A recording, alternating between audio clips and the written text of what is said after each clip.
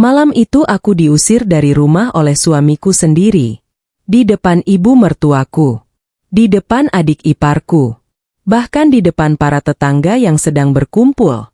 Dengan wajah penuh hinaan, suamiku menunjuk pintu sambil berteriak, "Pergi kau miskin. Aku capek hidup sama perempuan yang gak punya apa-apa." Aku hanya menangis. Mengambil tas kecilku. Lalu keluar tanpa membela diri. Mereka semua tertawa karena mengira aku benar-benar wanita miskin yang bergantung pada suami. Namun keesokan paginya, suamiku datang ke sebuah gedung mewah untuk bertemu pemilik perusahaan baru yang akan membeli kantornya. Dan saat pintu ruang rapat terbuka, wajahnya langsung pucat. Tangannya gemetar. Karena wanita yang semalam diusir dan dihina itu, sedang duduk di kursi utama sebagai pemilik gedung tersebut. Assalamualaikum sahabat semuanya. Sebelum cerita ini dimulai, jangan lupa bantu like dan subscribe dulu ya. Semoga siapapun yang menekan tombol subscribe di channel ini, dilancarkan rezekinya, dipanjangkan umurnya, disehatkan badannya, dan keluarganya selalu dijauhkan dari kesedihan serta dipenuhi kebahagiaan. Amin. Tulis asal kota kalian di kolom komentar ya. Dan menurut kalian, apakah seseorang pantas dihina hanya karena terlihat sederhana? Aku menyembunyikan siapa diriku demi cinta. Tapi aku tak menyangka akan dihina sebegini dalam. Namaku Ratri Puspitasari. Kalau orang melihatku hari ini, mereka pasti mengira aku hanya perempuan biasa. Istri seorang pegawai kantoran. Perempuan sederhana yang hidup pas-pasan. Tidak punya perhiasan mahal. Tidak punya mobil mewah. Tidak punya tas bermerek. Dan memang itulah yang selama ini kulihatkan kepada dunia. Termasuk kepada suamiku sendiri. Dimas. Pria yang 5 tahun lalu berhasil membuatku percaya bahwa cinta tidak memandang harta. Pria yang membuatku yakin bahwa aku dicintai karena diriku, bukan karena siapa keluargaku. Setidaknya, dulu aku percaya begitu. Aku masih ingat saat pertama kali bertemu Dimas. Waktu itu aku sengaja menyembunyikan identitas keluargaku. Aku tidak pernah menyebut siapa ayahku. Aku tidak pernah menunjukkan rumah keluargaku. Aku bahkan memilih tinggal di kos sederhana saat bekerja. Karena aku lelah.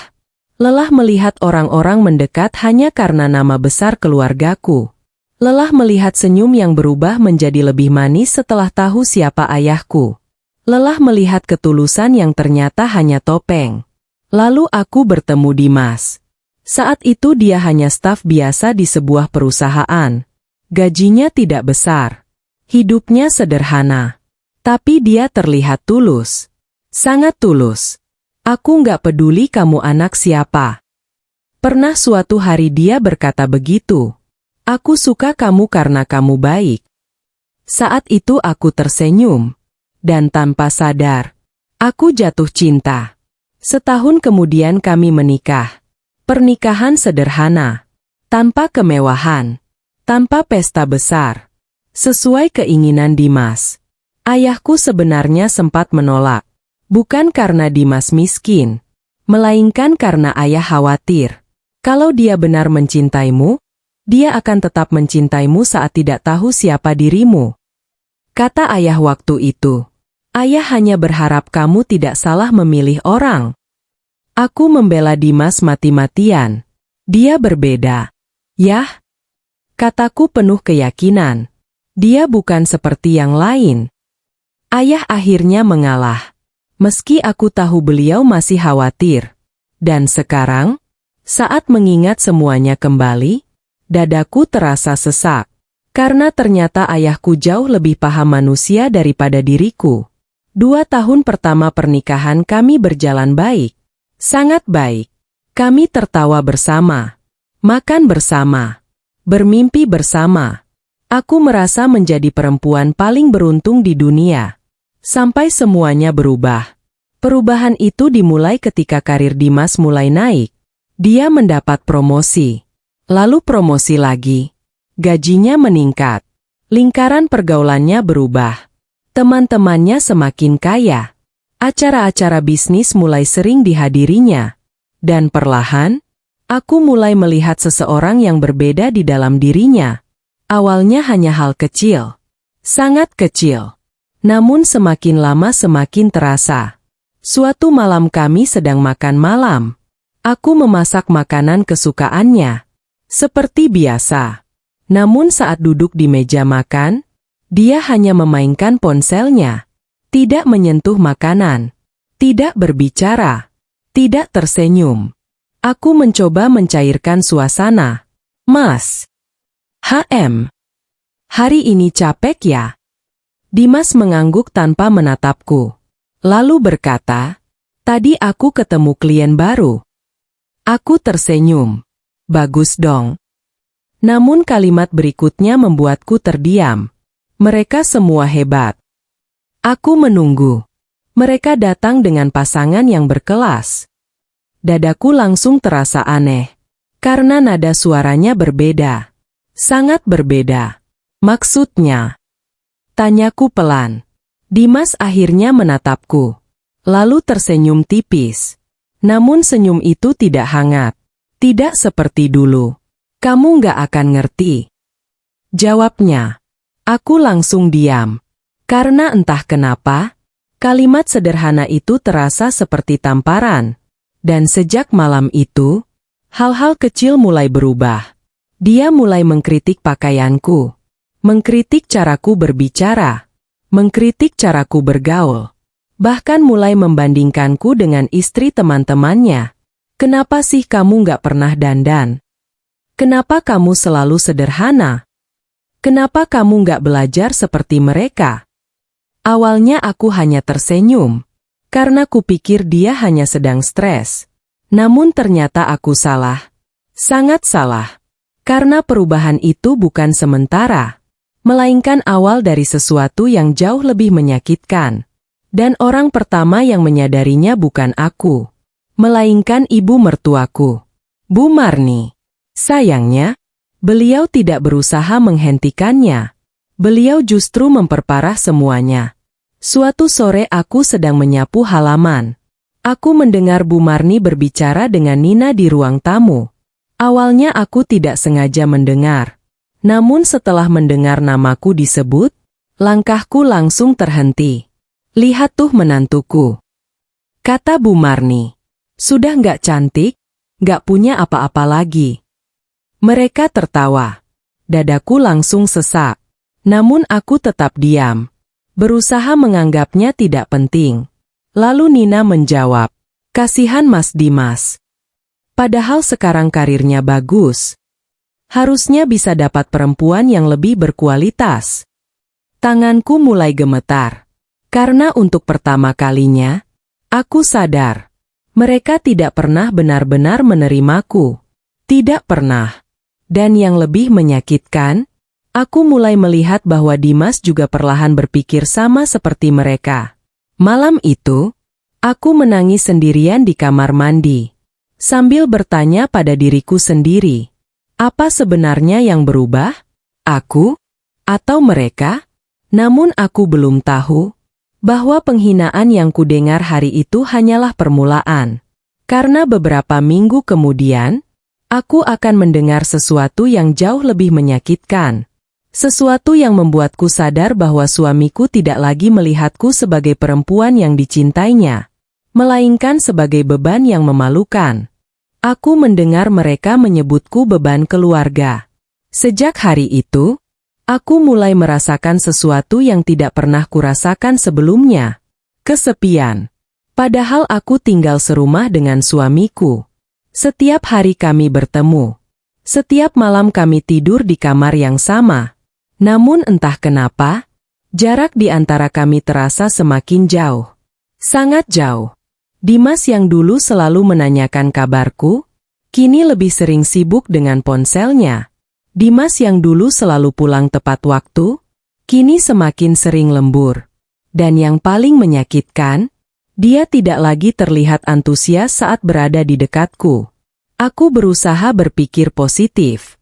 Mungkin dia sedang lelah. Mungkin pekerjaannya sedang berat. Mungkin aku terlalu sensitif. Aku terus mencari alasan untuk membela suamiku sendiri. Karena aku mencintainya. Sangat mencintainya. Namun semakin lama, semakin sulit bagiku menutup mata. Karena perlakuannya benar-benar berubah. Suatu malam aku memasak makanan favoritnya. Sup iga. Makanan yang dulu selalu membuatnya tersenyum. Aku memasaknya hampir 2 jam. Dengan harapan sederhana. Aku hanya ingin melihat suamiku bahagia. Namun saat Dimas pulang, dia hanya melirik meja makan sekilas. Lalu berkata, "Cuma ini." Aku langsung terdiam. "Cuma ini maksudnya?" Tanyaku pelan. Dimas membuka kulkas. Melihat isinya. Lalu menghela napas panjang. "Kamu tahu nggak sih? Tiap hari aku ketemu orang-orang sukses. Mereka makan di restoran bagus.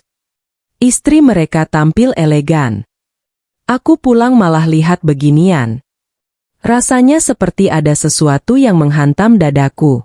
Karena aku tahu, yang sedang dia hina bukan makanannya, melainkan aku. Aku mencoba tersenyum. Meski hatiku mulai hancur. Kalau Mas mau makan di luar, nggak apa-apa. Dimas langsung mengambil kunci mobil. Ya memang lebih baik makan di luar. Lalu dia pergi. Begitu saja. Meninggalkanku sendirian. Dan malam itu, aku makan sup yang kumasak sambil menangis. Sendirian. Untuk pertama kalinya sejak menikah. Aku merasa tidak dihargai. Beberapa hari kemudian, luka yang lebih besar datang. Saat itu hari Minggu. Aku baru selesai mencuci pakaian. Lalu hendak masuk ke ruang tamu. Namun langkahku terhenti ketika mendengar suara Bu Marni. Beliau sedang berbicara dengan Nina. Dan mereka tidak sadar aku berada di dekat sana. Kalau dipikir-pikir, kata Bu Marni, Dimas itu rugi nikah sama Ratri. Tanganku langsung membeku. Aku berharap salah dengar. Namun ternyata tidak. Nina langsung menjawab, "Betul, Bu. Kalau saja Mas Dimas nikah sama perempuan yang punya modal, mungkin sekarang sudah punya rumah lebih besar."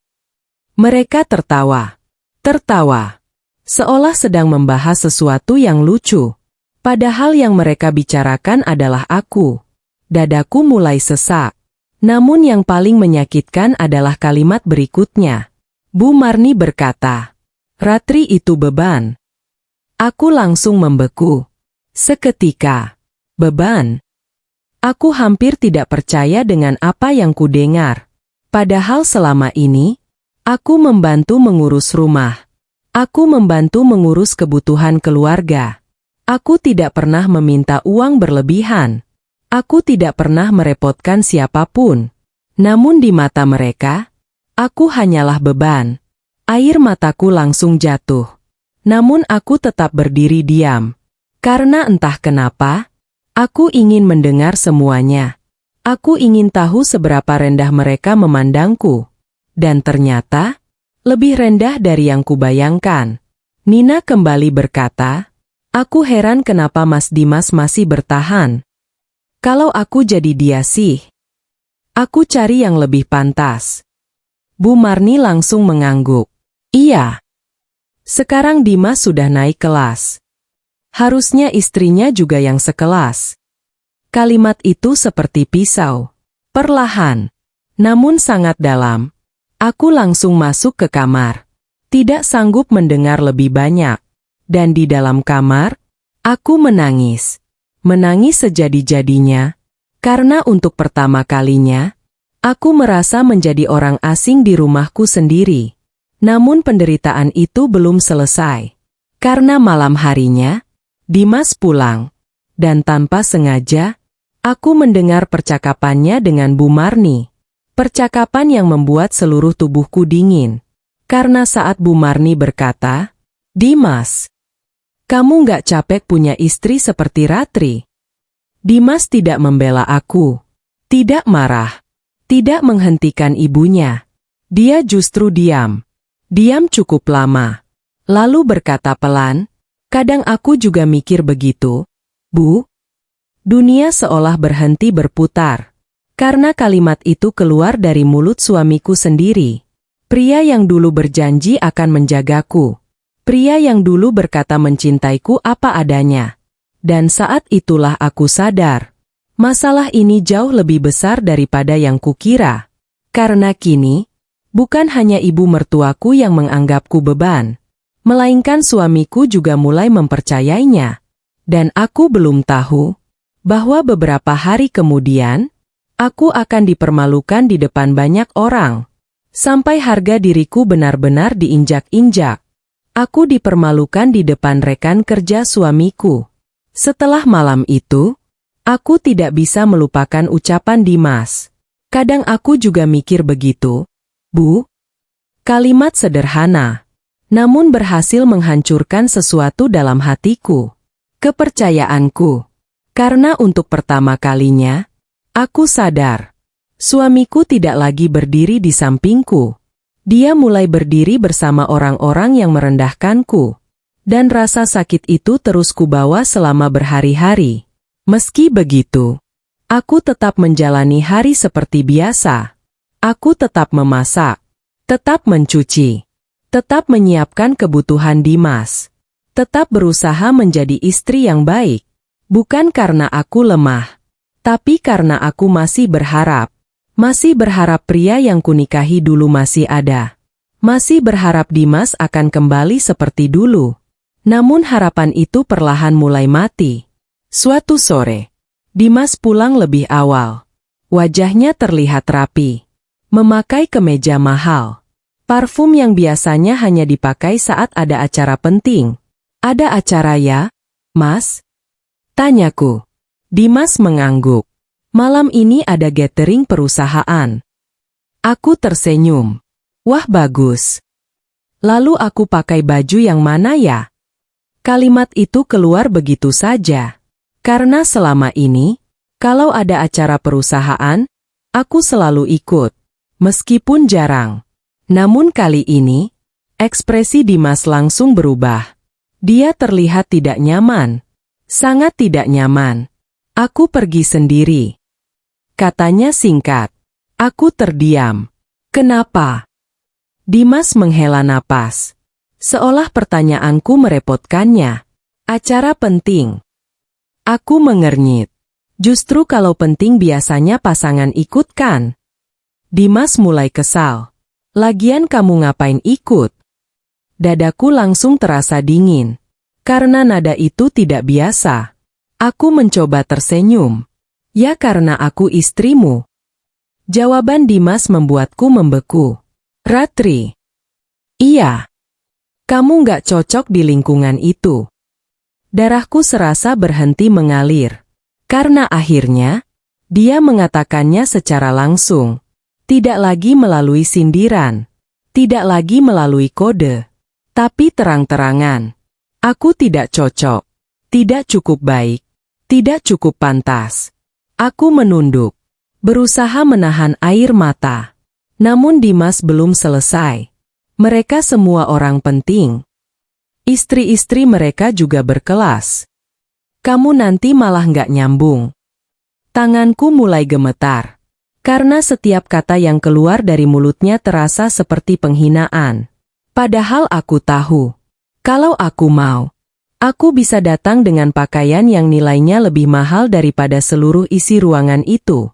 Kalau aku mau, aku bisa membuat semua orang di sana berdiri menghormat. Tapi aku tidak pernah peduli tentang itu. Aku hanya ingin menjadi istri yang dicintai. Dan ternyata itu terlalu sulit untuk didapatkan. Malam itu Dimas pergi sendiri. Sedangkan aku tinggal di rumah. Menatap pintu yang tertutup. Dan mencoba meyakinkan diriku bahwa semuanya akan baik-baik saja.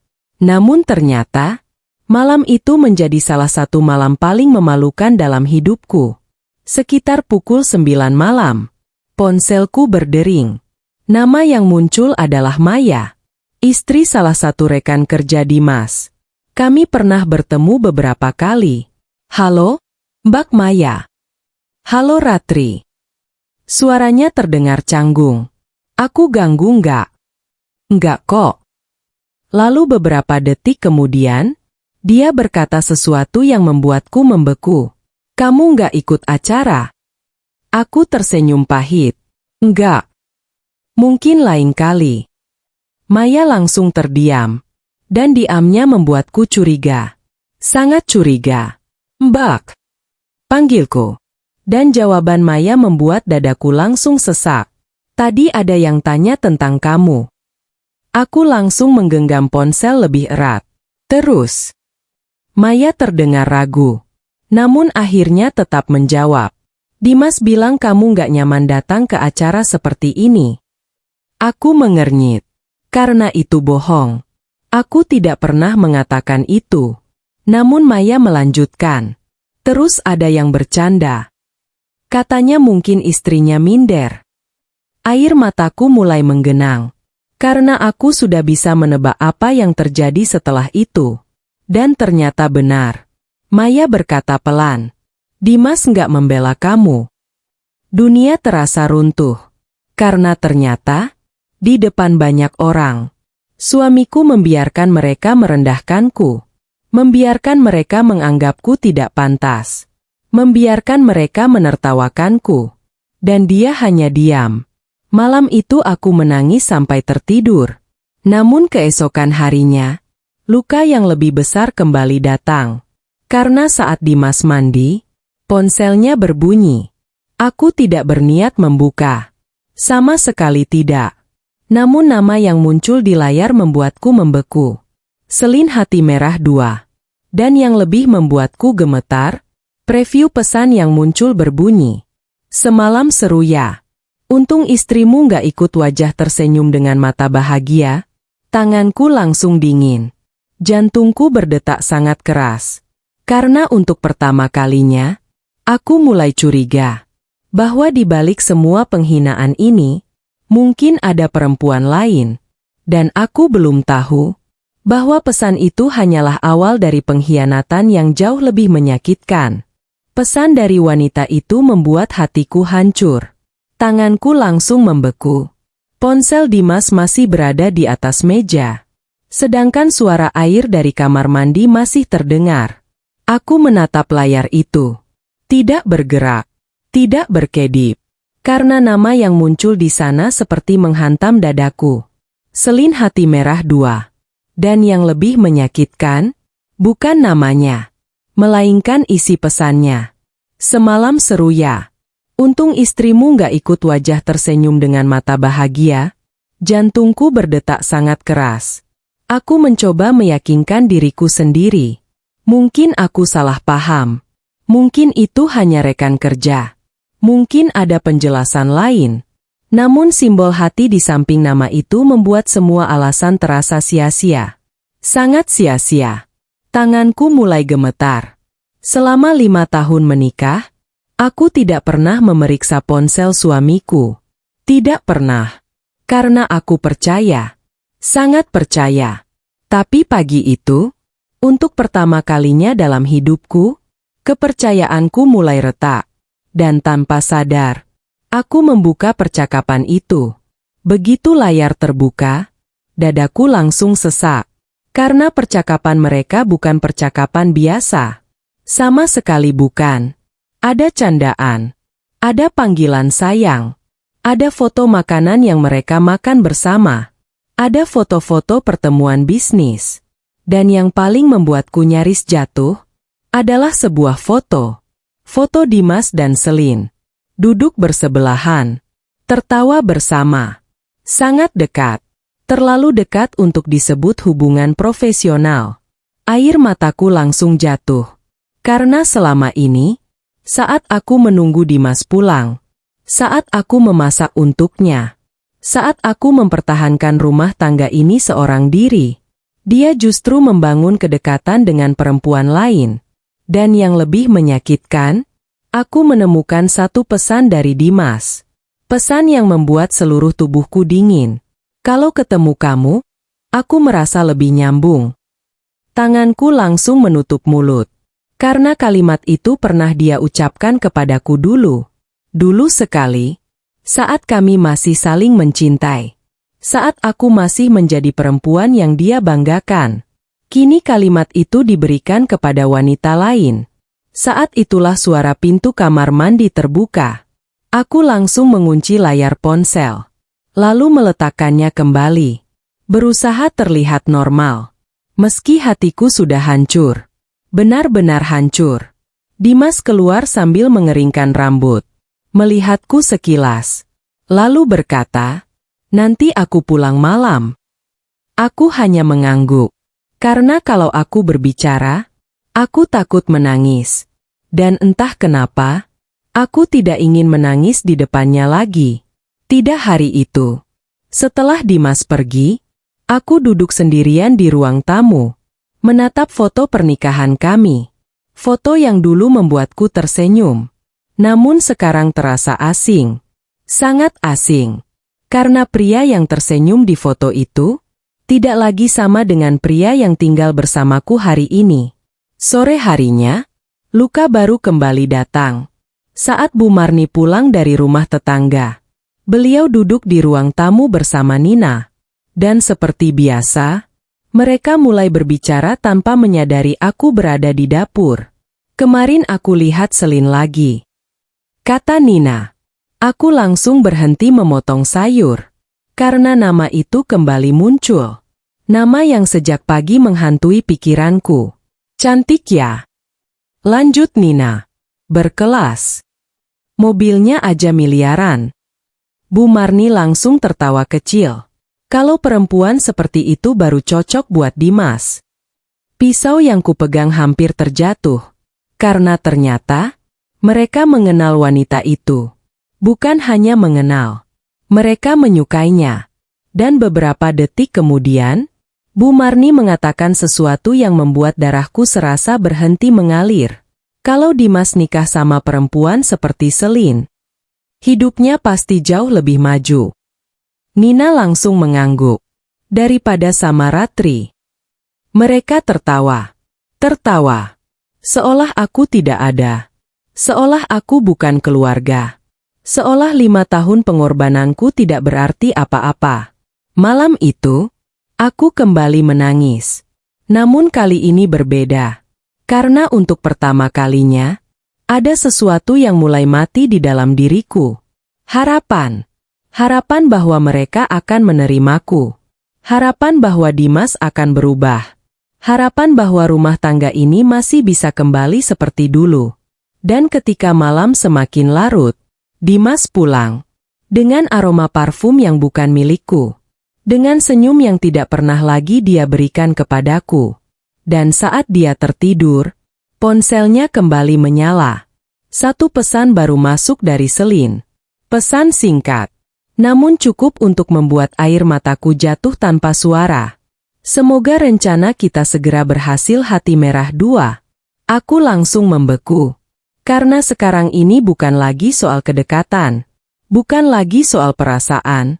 Ada rencana. Sebuah rencana yang tidak ku ketahui.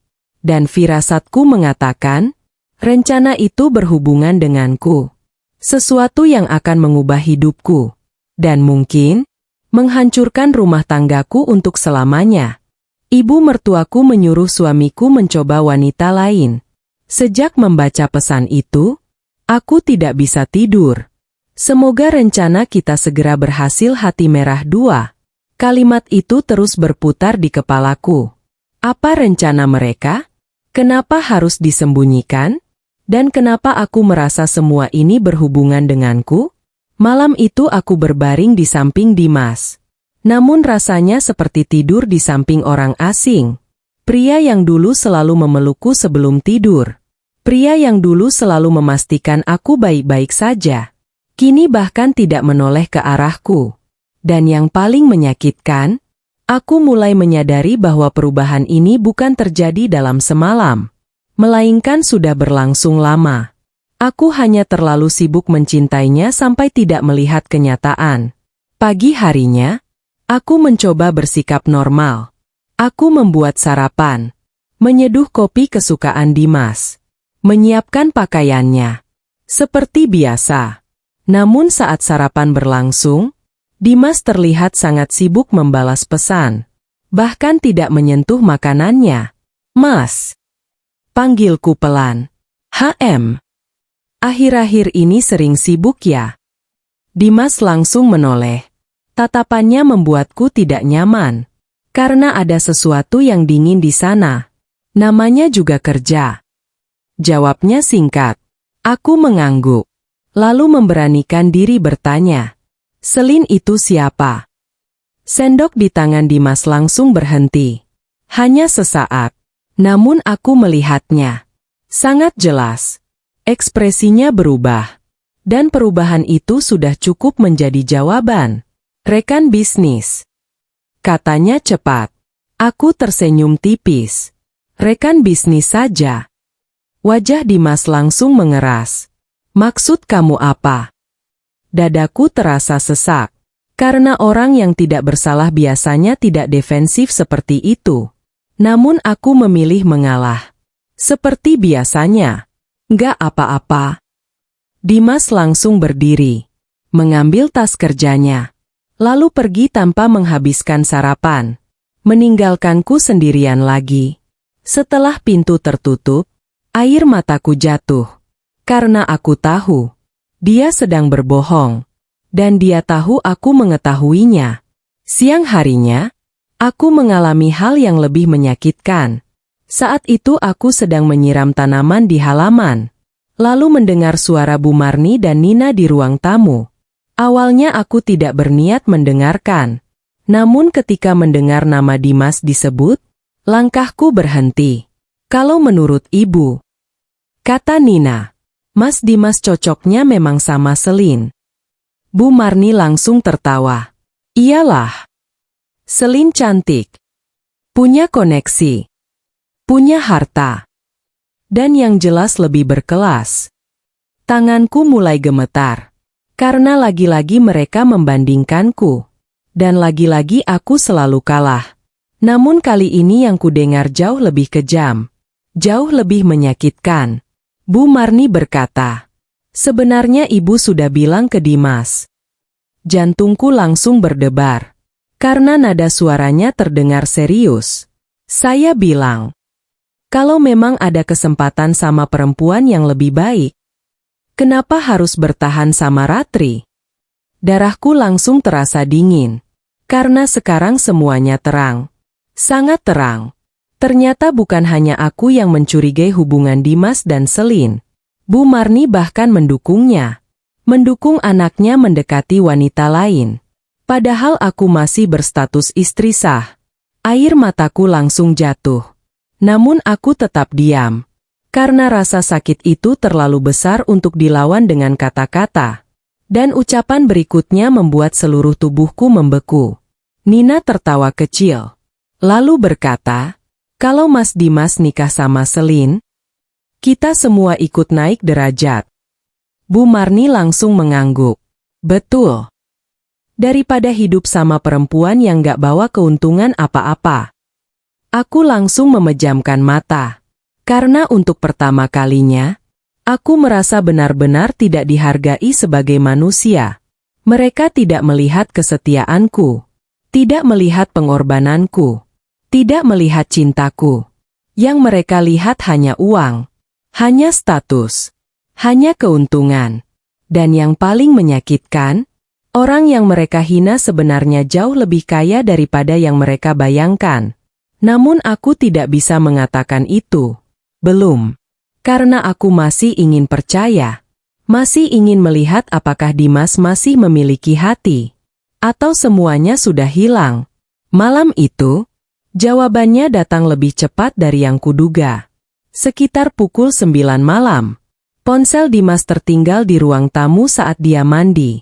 Layar menyala. Dan sebuah pesan masuk. Dari Selin. Aku tidak berniat membaca. Namun preview pesan itu langsung terlihat. Dan apa yang tertulis di sana membuat seluruh tubuhku membeku. Besok malam makan bareng ya. Aku nggak sabar ketemu kamu tanpa gangguan istrimu lagi. Hati merah 2. Air mataku langsung jatuh. Karena sekarang semuanya semakin jelas. Semakin terang.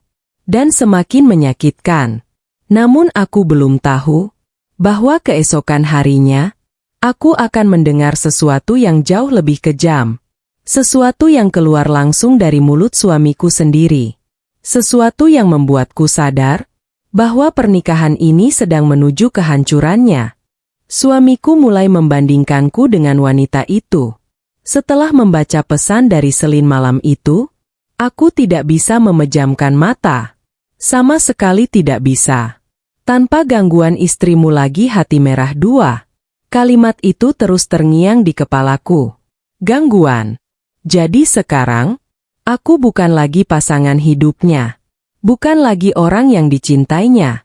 Melainkan gangguan. Air mataku kembali jatuh.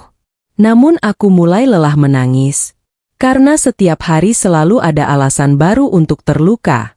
Dan setiap hari, hatiku terasa semakin kosong.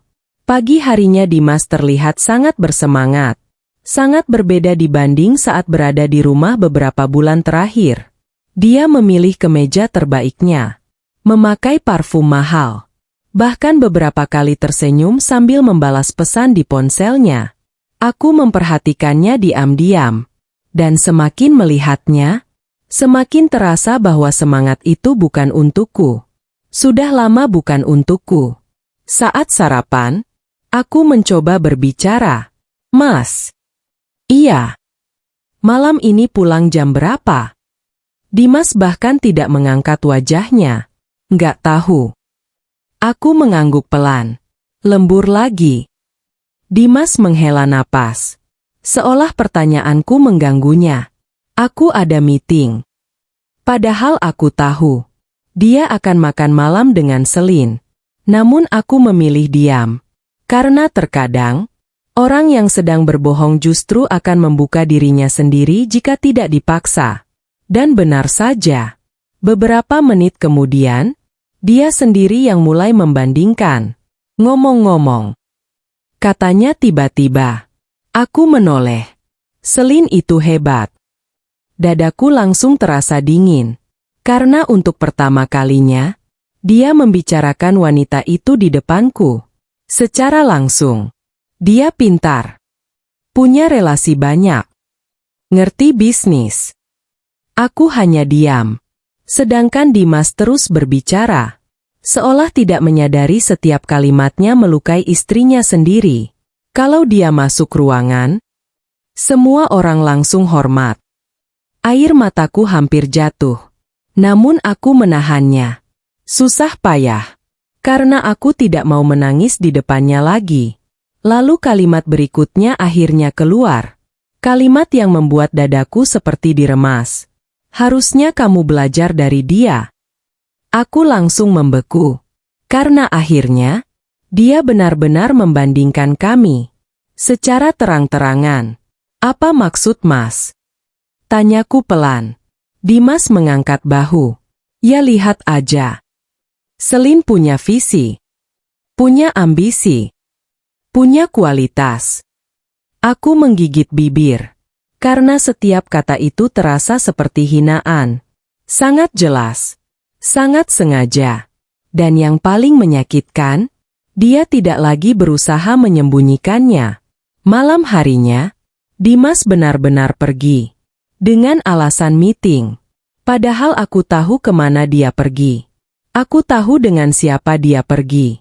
Dan aku tahu dia sedang membohongiku. Namun aku tidak mengejarnya. Tidak bertanya. Tidak menghalangi. Karena entah kenapa, aku mulai lelah menjadi satu-satunya orang yang berjuang mempertahankan pernikahan ini. Sekitar pukul 11 malam, Dimas pulang. Wajahnya terlihat bahagia. Sangat bahagia. Bahagia yang sudah lama tidak kulihat saat bersamaku. Saat itulah sesuatu terjadi. Ponselnya berdering. Dia sedang mandi. Dan layar menyala di atas meja. Muncul sebuah foto. Foto Selin. Sedang tersenyum. Dan di bawahnya ada satu pesan baru. Terima kasih untuk malam ini hati merah dua. Tanganku langsung gemetar. Karena sekarang tidak ada lagi yang perlu ditebak. Tidak ada lagi yang perlu dicurigai. Semuanya sudah jelas. Sangat jelas. Namun ternyata penderitaanku belum mencapai puncaknya. Karena keesokan harinya, aku tanpa sengaja mendengar percakapan yang menghancurkan seluruh sisa harapanku. Percakapan antara Dimas dan Bu Marni. Percakapan yang membuatku sadar bahwa mereka sudah menyiapkan sesuatu di belakangku. Dan sesuatu itu berhubungan dengan masa depanku sebagai istri. Saat itulah aku mendengar Bu Marni berkata, "Dimas, kalau memang sudah nggak bahagia, ceraikan saja Ratri." Jantungku langsung berhenti berdetak. Namun jawaban Dimas jauh lebih menyakitkan. Karena kali ini, dia tidak diam. Dia tidak membela aku. Dia tidak marah kepada ibunya. Dia justru menjawab dengan tenang. "Sabar, Bu. Semuanya sedang saya siapkan." Dan saat mendengar kalimat itu, dunia seolah runtuh di depan mataku. Karena akhirnya aku sadar. Aku bukan sedang menghadapi rumah tangga yang bermasalah. Aku sedang menghadapi orang-orang yang sudah merencanakan untuk menyingkirkanku. Dan aku belum tahu bahwa beberapa hari lagi, mereka akan mempermalukanku di depan banyak orang. Sampai akhirnya satu kalimat keluar dari mulut suamiku. Kalimat yang akan mengubah hidup kami selamanya. Aku dipermalukan di depan semua orang. Sejak mendengar percakapan itu, aku tidak bisa berpikir jernih. Semuanya sedang saya siapkan. Kalimat Dimas terus terngiang di kepalaku. Apa yang sedang dia siapkan? Perceraian? Atau sesuatu yang lebih buruk? Dan yang paling menyakitkan, dia mengatakannya dengan tenang, tanpa rasa bersalah, tanpa keraguan. Seolah aku bukan istrinya. Seolah aku hanya masalah yang harus disingkirkan. Beberapa hari berikutnya, Dimas semakin dingin. Bahkan lebih dingin dari sebelumnya. Kami tinggal serumah, namun hampir tidak berbicara. Kalau aku bertanya, dia menjawab seperlunya. Kalau aku mencoba mendekat, dia menjauh. Dan setiap kali melihatnya tersenyum sambil memegang ponsel, aku tahu siapa yang ada di balik layar itu. Selin, wanita yang perlahan mengambil tempatku. Malam Jumat, sesuatu terjadi. Dimas pulang lebih awal. Wajahnya terlihat sangat bersemangat. Besok ada acara besar, katanya. Aku menoleh. Acara apa? Pesta networking. Dadaku langsung berdebar. Karena biasanya acara seperti itu dihadiri pasangan. Dan benar saja. Aku bertanya, aku ikut. Namun Dimas langsung menjawab cepat. Enggak. Jawaban itu datang terlalu cepat. Seolah sudah disiapkan. Aku mencoba tersenyum. Kenapa? Dimas terlihat kesal. Karena aku terus bertanya. Karena aku nggak mau repot. Dadaku langsung terasa sesak. Repot. Dimas berdiri. Lalu menatapku dari atas ke bawah. Tatapan yang belum pernah kulihat sebelumnya. Tatapan penuh penilaian. Tatapan yang membuatku merasa kecil. Sangat kecil. Ratri. Iya. Acara itu penting. Aku mengangguk. Lalu, dan kalimat berikutnya membuat seluruh tubuhku membeku. Aku nggak mau malu. Aku langsung tidak bisa bernapas. Karena akhirnya, dia mengatakannya. Secara langsung. Aku membuatnya malu. Aku, perempuan yang selama 5 tahun selalu mendukungnya. Perempuan yang selalu ada saat dia belum punya apa-apa. Perempuan yang selalu percaya kepadanya, kini dianggap memalukan. Air mataku langsung menggenang. Namun Dimas belum selesai. Karena saat itu Bu Marni dan Nina sedang duduk di ruang tamu. Dan mereka mendengar semuanya. Bukannya menghentikan Dimas, mereka justru ikut menambah luka. Nah itu, kata Bu Marni. Dimas benar. Nina tertawa kecil. Kalau semua istri direktur datang pakai tas mahal, masa ada yang datang kayak Mbak Ratri? Mereka tertawa. Tertawa di depan wajahku. Dan untuk pertama kalinya, aku tidak menangis. Tidak. Karena rasa sakitnya sudah melewati tangisan, aku hanya diam, memandang orang-orang yang selama ini kuanggap keluarga. Dan perlahan, sesuatu mulai berubah dalam diriku. Malam pesta pun tiba. Aku sendirian di rumah. Sedangkan Dimas pergi dengan pakaian terbaiknya. Seolah sedang menemui seseorang yang sangat penting. Dan ternyata memang begitu. Sekitar pukul 9 malam, aku mendapat pesan dari Maya, istri rekan kerja Dimas. Ratri. Aku langsung membuka pesan itu. Dan apa yang ku ketahui membuat darahku terasa dingin. Karena Maya mengirim sebuah foto. Foto dari acara pesta. Di sana terlihat Dimas. Dan di sampingnya, Selin. Mereka berdiri berdampingan. Tersenyum. Sangat dekat. Seolah pasangan. Padahal aku masih istrinya. Air mataku akhirnya jatuh. Namun foto kedua jauh lebih menyakitkan. Karena kali ini, Dimas sedang memegang tangan Selin. Di depan banyak orang.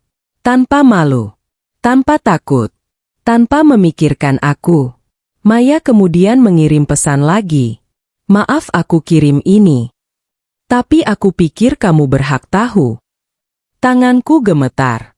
Namun penderitaan malam itu belum selesai. Karena beberapa menit kemudian, Maya menelepon. Suaranya terdengar panik. Ratri. Iya. Kamu harus kuat. Dadaku langsung berdebar. Ada apa? Dan jawaban Maya membuat dunia seolah runtuh. Tadi ada yang tanya, mana istri Dimas? Aku langsung membeku. Mereka jawab apa? Maya terdiam sesaat, lalu berkata pelan. Dimas bilang. Air mataku mulai mengalir deras. Karena aku tahu jawaban itu tidak akan baik. Dan benar saja. Maya melanjutkan. Dimas bilang istrinya nggak pantas ada di lingkungan seperti ini. Ponsel hampir terlepas dari tanganku.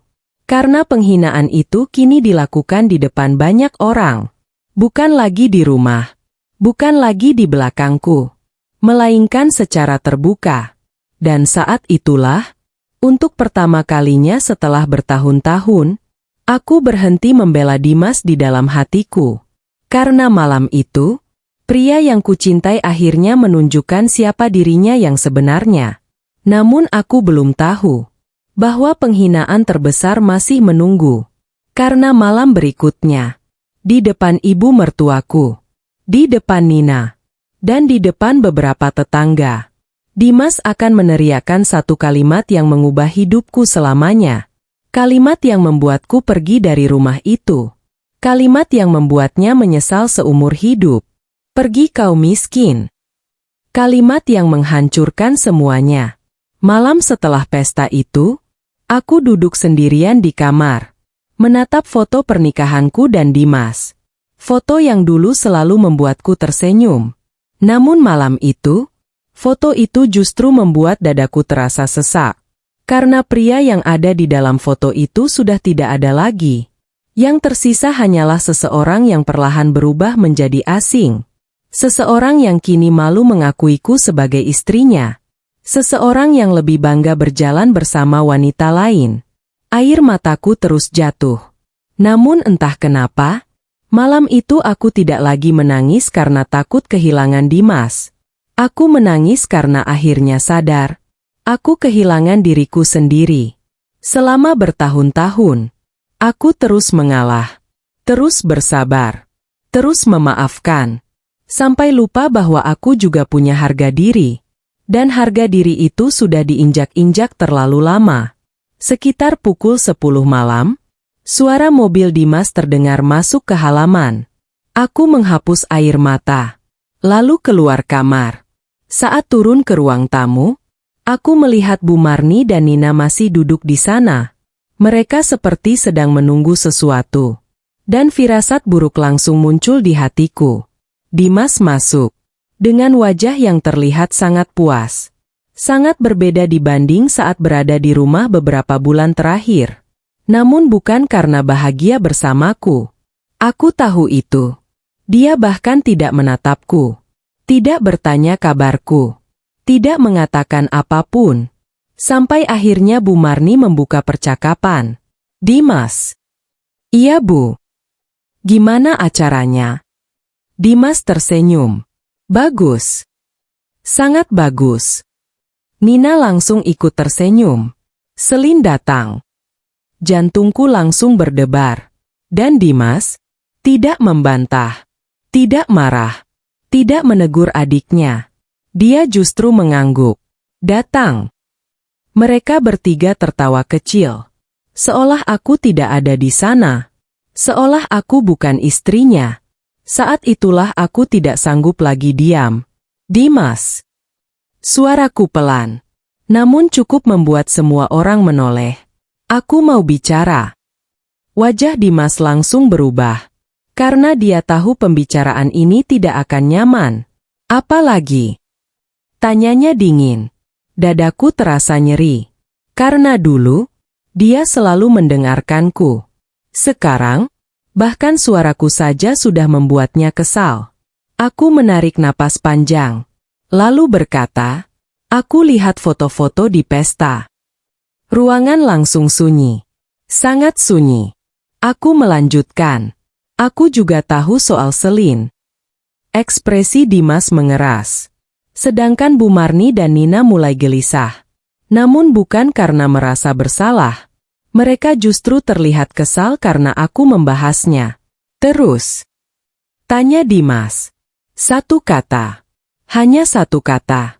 Namun berhasil menghancurkan seluruh harapanku. Karena tidak ada penyesalan di sana. Tidak ada rasa bersalah. Tidak ada usaha menjelaskan. Seolah semua itu memang benar. Air mataku mulai mengalir.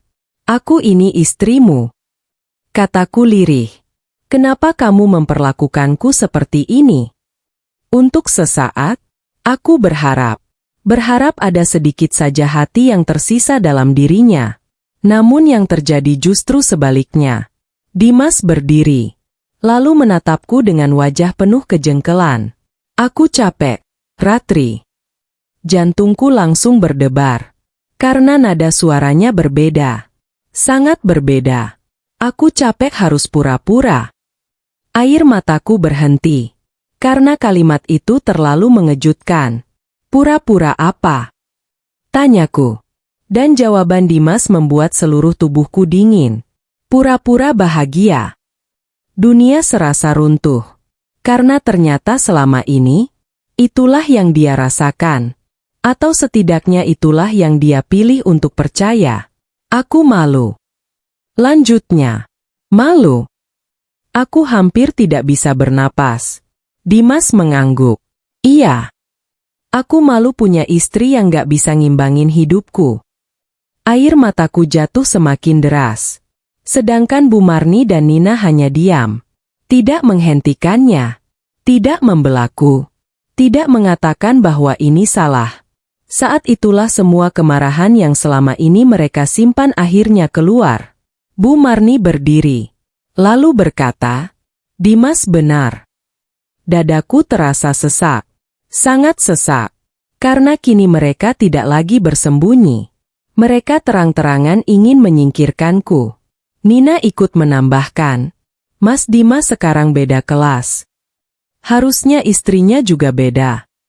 Aku langsung memejamkan mata. Karena rasa sakit itu sudah terlalu besar. Namun puncaknya datang beberapa detik kemudian. Saat Dimas menunjuk pintu rumah. Dan berteriak dengan suara keras. Suara yang terdengar sampai ke teras. Sampai beberapa tetangga mulai melihat ke arah rumah kami. Kalau kamu nggak suka, pergi saja. Aku membeku. Seketika. Karena aku tidak pernah membayangkan suamiku akan mengatakan itu. Namun ternyata dia belum selesai. Karena kalimat berikutnya menjadi luka yang tidak akan pernah kulupakan. Pergi kau miskin. Ruangan langsung sunyi.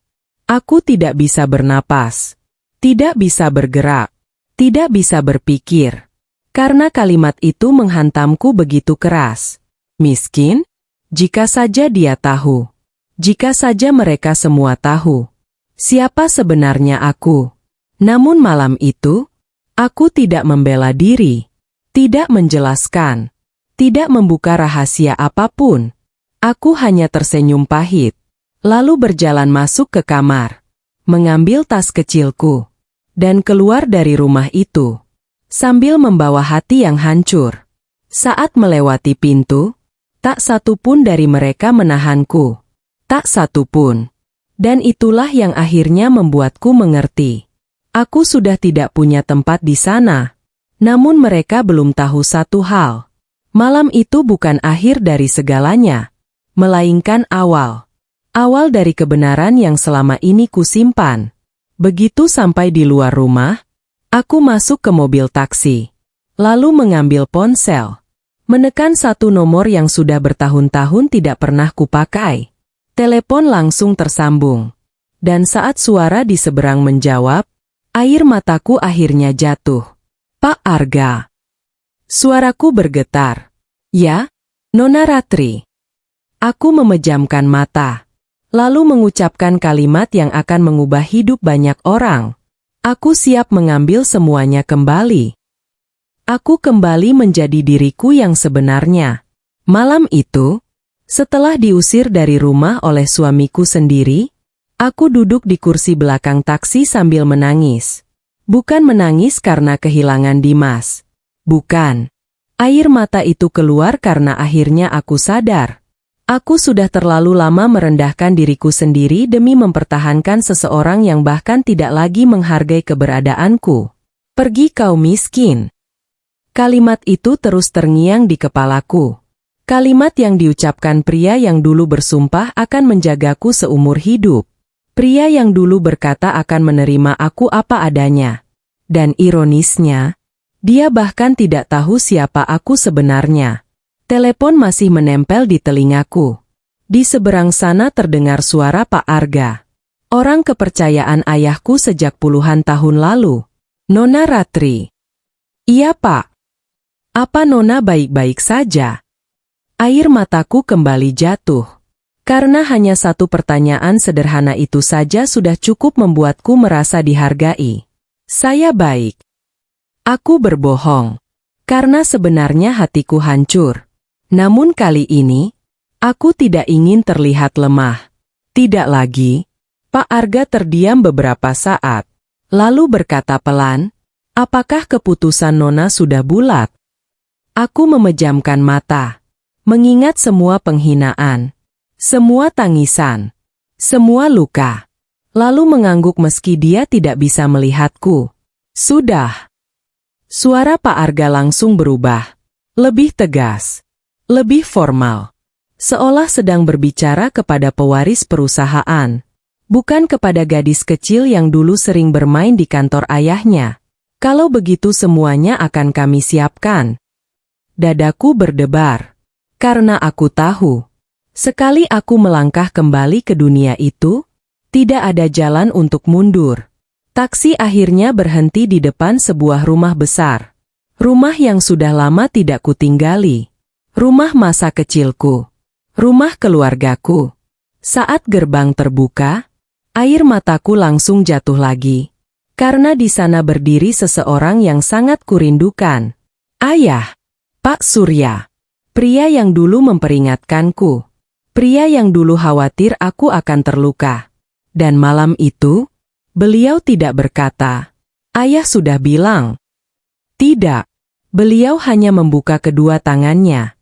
Dan aku langsung memeluknya sambil menangis. Tangis yang selama ini kutahan. Tangis selama bertahun-tahun. Tangis seorang perempuan yang akhirnya kelelahan. Ayah. Suaraku pecah. Pak Surya mengusap kepalaku. Seperti saat aku masih kecil. Pulanglah. Hanya dua kata. Namun membuat seluruh pertahananku runtuh. Malam itu aku menangis di bahunya. Dan untuk pertama kalinya setelah bertahun-tahun, aku merasa aman. Keesokan paginya, aku terbangun di kamar yang dulu kutinggali. Semuanya masih sama. Namun hidupku sudah berbeda. Sangat berbeda. Saat turun ke ruang makan, Pak Arga sudah menunggu. Di atas meja ada beberapa berkas, beberapa dokumen perusahaan, dan satu map berwarna hitam. Aku langsung mengenalinya. Map itu berisi seluruh aset keluarga, seluruh saham, seluruh kepemilikan perusahaan, dan salah satu yang paling besar adalah Gedung Mahardika Tower, gedung perkantoran mewah yang menjadi ikon kota. Gedung yang selama ini tidak pernah diketahui Dimas memiliki hubungan denganku. Karena memang aku sengaja menyembunyikannya. Ada kabar menarik, kata Pak Arga. Aku menoleh. Kabar apa? Pak Arga membuka salah satu dokumen, lalu tersenyum tipis. Perusahaan milik suami Nona. Dadaku langsung menegang, karena aku tidak menyangka akan mendengar nama Dimas pagi itu. Mereka sedang mengajukan kerjasama besar. Aku langsung membeku. Kerjasama? Pak Arga mengangguk. Dengan Mahardika Tower. Jantungku langsung berdetak sangat keras. Karena sekarang semuanya mulai terasa seperti takdir. Atau mungkin pelajaran. Selama ini Dimas menganggap aku tidak punya apa-apa. Menganggap aku tidak pantas berada di dunia bisnisnya. Padahal tanpa dia sadari, dia sedang mengajukan kerjasama kepada perusahaan keluargaku sendiri. Dan yang lebih mengejutkan, Pak Arga menyerahkan satu dokumen lain. Besok ada rapat final. Aku membuka dokumen itu. Dan di sana tertulis nama direktur yang akan hadir. Dimas Prakoso. Tanganku langsung berhenti. Sedangkan Pak Arga menatapku. Nona ingin hadir. Ruangan langsung sunyi. Karena kami berdua tahu, jika aku datang ke rapat itu, rahasia yang selama ini kusimpan akan terbongkar. Rahasia yang selama 5 tahun tidak pernah diketahui suamiku. Aku menarik napas panjang, lalu perlahan menutup map itu. Dan untuk pertama kalinya setelah diusir dari rumah, aku tersenyum. Bukan senyum sedih, bukan senyum terluka. Melainkan senyum seorang perempuan yang akhirnya bangkit kembali. Iya. Jawabku tenang. Saya akan hadir. Dan aku belum tahu bahwa keesokan harinya, saat pintu ruang rapat terbuka, Dimas akan melihat sesuatu yang membuat wajahnya pucat seketika. Karena wanita yang semalam dia hina sebagai perempuan miskin, ternyata adalah pemilik gedung mewah yang sedang menentukan masa depan perusahaannya. Wajah suamiku langsung pucat saat melihatku di kursi utama. Pagi itu, aku berdiri di depan cermin besar di kamarku. Sudah lama sekali aku tidak melihat diriku seperti ini. Bukan karena penampilanku berubah, melainkan karena selama 5 tahun terakhir, aku sengaja menyembunyikan semuanya. Aku menyembunyikan siapa diriku. Aku menyembunyikan keluargaku. Aku menyembunyikan dunia tempat aku berasal. Dan hari ini, semua itu akan berakhir. Seorang staf masuk ke kamar membawa beberapa pilihan pakaian. Aku menatapnya sebentar, lalu memilih setelan yang sederhana, elegan, namun tidak berlebihan. Karena aku tidak ingin terlihat mewah. Aku hanya ingin menjadi diriku sendiri. Pak Arga menungguku di bawah. Begitu melihatku turun tangga, beliau tersenyum. Nona sudah siap. Aku mengangguk. Meski sebenarnya jantungku berdebar sangat keras. Karena hari ini, aku akan bertemu Dimas. Bukan sebagai istrinya, melainkan sebagai orang yang selama ini dia remehkan. Perjalanan menuju Mahardika Tower terasa sangat panjang. Gedung itu menjulang tinggi di tengah kota. Gedung yang selama ini menjadi salah satu aset terbesar keluarga kami. Gedung yang namanya dikenal banyak pebisnis. Dan ironisnya, suamiku tidak pernah tahu aku memiliki hubungan dengan tempat itu. Saat mobil memasuki area VIP, para petugas keamanan langsung memberi hormat. Para staf menyambutku, seperti yang selalu mereka lakukan sejak dulu. Namun sudah lama aku tidak melihat semua ini. Karena selama menikah, aku memilih hidup sederhana. Memilih menjadi istri biasa. Memilih meninggalkan dunia yang penuh kemewahan. Demi cinta. Demi Dimas. Dan sekarang, aku mulai bertanya pada diriku sendiri. Apakah semua itu layak? Pukul 9 tepat. Rapat besar akan dimulai. Aku masuk ke ruang direksi. Ruangan luas dengan meja panjang. Kursi utama berada di ujung ruangan. Kursi yang selama ini disiapkan untukku. Aku duduk di sana, tenang. Meski di dalam hati, badai sedang berkecamuk. Sementara itu, di tempat lain, Dimas sedang menuju gedung yang sama. Dengan penuh percaya diri. Karena menurut informasi yang dia terima, hari ini adalah rapat penting. Sangat penting. Jika kerjasama ini berhasil, perusahaannya akan mendapatkan proyek besar. Proyek yang bisa mengangkat karirnya lebih tinggi lagi. Dia bahkan tidak tahu bahwa hidupnya akan berubah dalam beberapa menit ke depan. Saat memasuki gedung, Dimas terlihat sangat percaya diri. Dia mengenakan jas terbaiknya. Datang bersama beberapa petinggi perusahaan.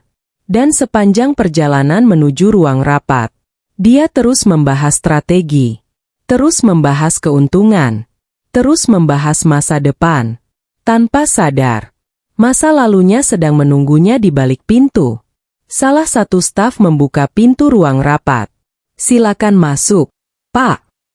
Dimas melangkah masuk, masih dengan wajah percaya diri, masih dengan kepala tegak. Namun langkahnya tiba-tiba berhenti. Seketika, seolah tubuhnya membatu. Karena di ujung meja, di kursi utama, duduk seorang wanita yang sangat dikenalnya. Wanita yang semalam dia usir dari rumah. Wanita yang dia hina. Wanita yang dia sebut miskin. Aku. Wajah Dimas langsung pucat. Benar-benar pucat. Tangannya yang memegang map sampai gemetar. Sedangkan seluruh ruangan mulai memperhatikan reaksinya. Karena tidak ada yang mengerti apa yang sedang terjadi. Aku menatapnya. Tenang. Sangat tenang. Sedangkan Dimas terlihat seperti kehilangan kemampuan berbicara. "Ratri." Suaranya hampir tidak terdengar. Aku tidak menjawab. Karena saat itu salah satu direktur berdiri. Lalu berkata, "Pak Dimas, izinkan kami memperkenalkan pemilik utama Mahardika Group." Jantung Dimas seperti berhenti berdetak. Karena kalimat berikutnya menghancurkan seluruh kesombongannya. "Nona Ratri Puspitasari." Ruangan langsung sunyi. Para peserta rapat menoleh ke arahku. Kemudian ke arah Dimas. Lalu kembali kepadaku. Karena mereka mulai menyadari ada sesuatu yang tidak biasa. Sangat tidak biasa. Sedangkan Dimas masih berdiri membeku. Seolah dunia baru saja runtuh di depan matanya. Karena untuk pertama kalinya, dia melihat siapa aku sebenarnya. Bukan istri sederhana yang selama ini tinggal bersamanya. Bukan perempuan yang dia hina karena dianggap tidak punya apa-apa. Melainkan pemilik perusahaan yang sedang menentukan nasib proyek terbesarnya. Air mukanya berubah total. Kesombongan yang tadi ada, hilang. Percaya diri yang tadi terlihat, lenyap. Yang tersisa hanyalah keterkejutan dan ketakutan. Karena akhirnya dia mengerti betapa besar kesalahan yang telah dia lakukan. Namun kejutan belum selesai. Karena beberapa menit kemudian, sebuah fakta lain akan terungkap. Fakta yang membuat seluruh peserta rapat ikut terdiam. Dan membuat Dimas berharap waktu bisa diputar kembali. Seluruh ruang rapat terdiam saat rahasia itu terbongkar. "Pak Dimas, izinkan kami memperkenalkan pemilik utama Mahardika Group. Nona Ratri Puspitasari." Kalimat itu masih menggantung di udara. Namun dampaknya terasa seperti petir yang menyambar tepat di tengah ruangan. Semua orang diam. Semua mata berpindah dari wajahku ke wajah Dimas. Lalu kembali kepadaku. Dan lagi ke arah Dimas. Karena reaksi suamiku terlalu jelas. Terlalu aneh. Terlalu emosional untuk sebuah pertemuan bisnis biasa. Sedangkan Dimas Masih berdiri membeku di dekat pintu. Wajahnya pucat. Bibirnya sedikit terbuka. Namun tidak ada kata-kata yang keluar. Seolah otaknya belum mampu menerima kenyataan yang sedang terjadi. Karena wanita yang semalam dia usir, kini duduk di kursi tertinggi dalam ruangan itu. Aku menatapnya tenang. Sangat tenang. Padahal di dalam hatiku, ada ribuan emosi yang berputar. Marah, sedih, kecewa, terluka, namun juga lega. Karena akhirnya, aku tidak perlu lagi bersembunyi. Salah satu direktur kembali berbicara. Silakan duduk Pak Dimas. Namun Dimas masih terlihat linglung. Sampai rekan kerjanya menarik lengannya pelan. Barulah dia duduk. Dengan wajah yang masih tidak percaya. Aku bisa melihat tangannya gemetar. Bahkan saat membuka dokumen. Karena untuk pertama kalinya, dia sadar. Dia sama sekali tidak mengenalku. Rapat akhirnya dimulai. Presentasi berjalan seperti biasa. Para peserta menjelaskan proposal, menjelaskan rencana kerjasama, menjelaskan target bisnis. Namun aku tahu, tidak ada satupun yang benar-benar didengar oleh Dimas. Karena sepanjang rapat, tatapannya beberapa kali tertuju kepadaku. Tatapan penuh syok, tatapan penuh penyesalan, dan mungkin ketakutan. Sekitar 1 jam kemudian, presentasi selesai. Kini giliran pihak Mahardika Group memberikan tanggapan. Semua orang menunggu. Dan keputusan akhir ada di tanganku. Aku membuka dokumen di depanku. Lalu berkata dengan tenang, proposal ini menarik. Seluruh peserta langsung memperhatikan. Termasuk Dimas. Ada beberapa hal yang perlu diperbaiki. Aku melanjutkan. Namun secara umum proyek ini memiliki potensi yang baik. Wajah para peserta mulai terlihat lega. Sedangkan Dimas masih diam. Seolah sedang menunggu sesuatu. Dan ternyata, apa yang dia takutkan benar-benar datang. Karena salah satu direktur tiba-tiba tersenyum lalu berkata, Bu Ratri memang luar biasa. Beliau selalu rendah hati sejak dulu. Aku langsung menoleh. Sedangkan Dimas mulai terlihat bingung. Direktur itu melanjutkan. Bahkan saat kuliah di luar negeri pun beliau tidak pernah pamer status. Jantung Dimas langsung berdegup kencang. Aku bisa melihatnya. Karena ekspresinya berubah lagi. Kuliah di luar negeri? Status? Apa maksudnya? Dan sebelum dia sempat mencerna semuanya, direktur lain ikut berbicara.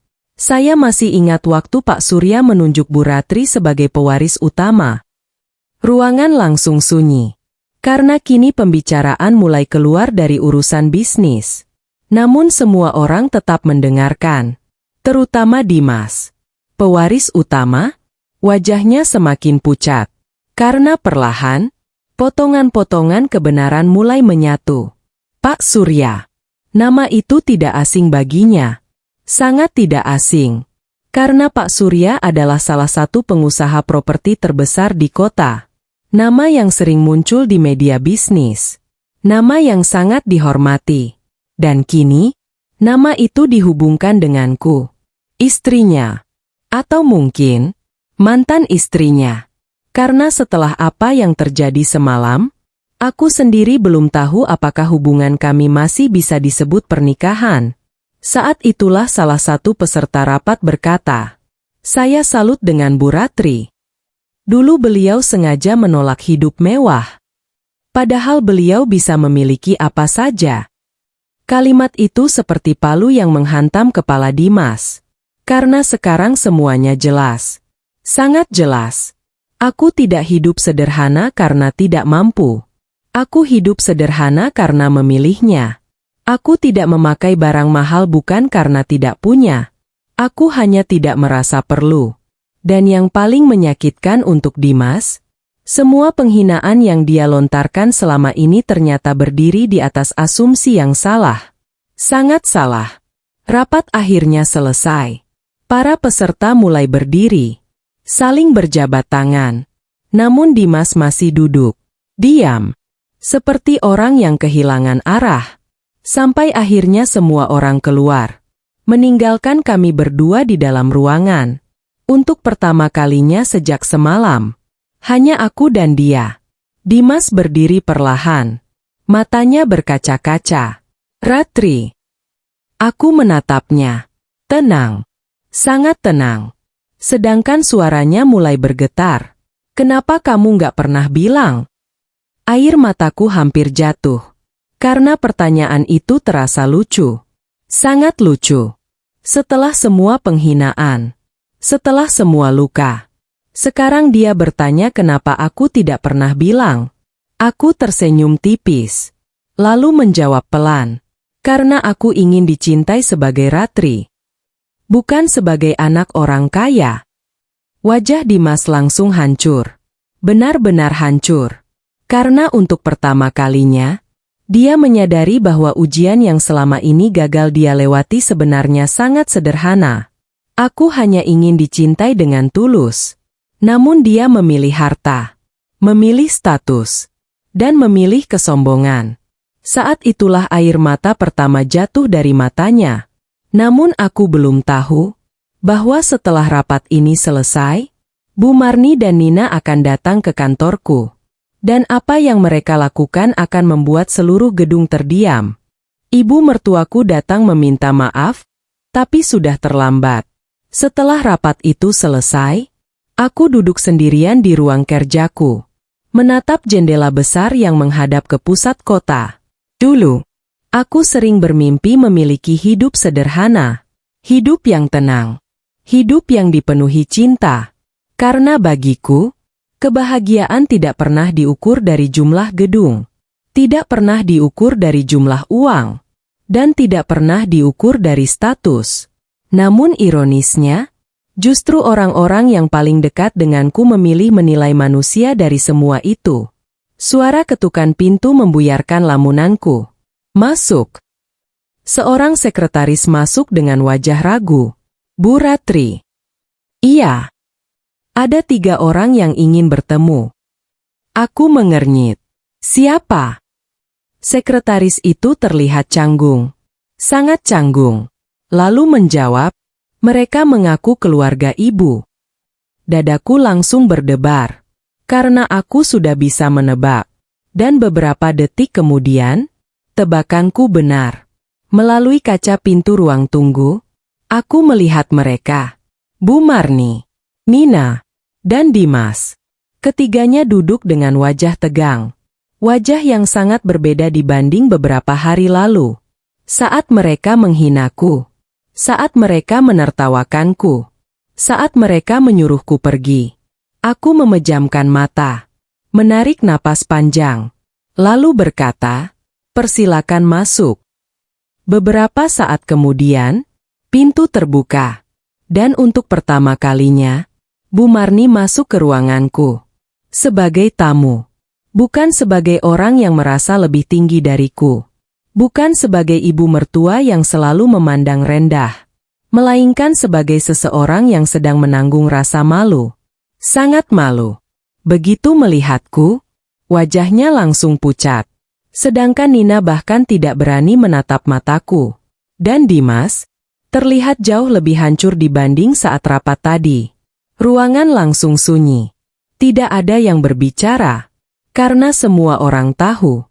Percakapan ini tidak akan mudah. Akhirnya Bu Marni berdiri. Tangannya gemetar. Sangat gemetar. Lalu berkata, "Ratri." Air matanya mulai jatuh. Namun entah kenapa, hatiku tidak lagi bergerak seperti dulu. Karena luka yang mereka berikan terlalu banyak. Terlalu lama. Aku minta maaf. Kalimat itu akhirnya keluar. Kalimat yang selama bertahun-tahun tidak pernah kudengar. Namun anehnya, tidak ada rasa lega. Tidak ada rasa puas. Yang ada hanya kesedihan. Karena permintaan maaf ini datang setelah semuanya hancur. Bu Marni terus menangis. Aku salah menilaimu. Aku salah memperlakukanmu. Aku terlalu silau melihat harta. Ruangan kembali sunyi. Karena semua orang tahu.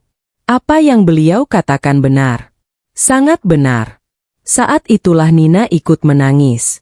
Untuk pertama kalinya sejak aku mengenalnya. Aku juga minta maaf, Mbak. Suaranya bergetar.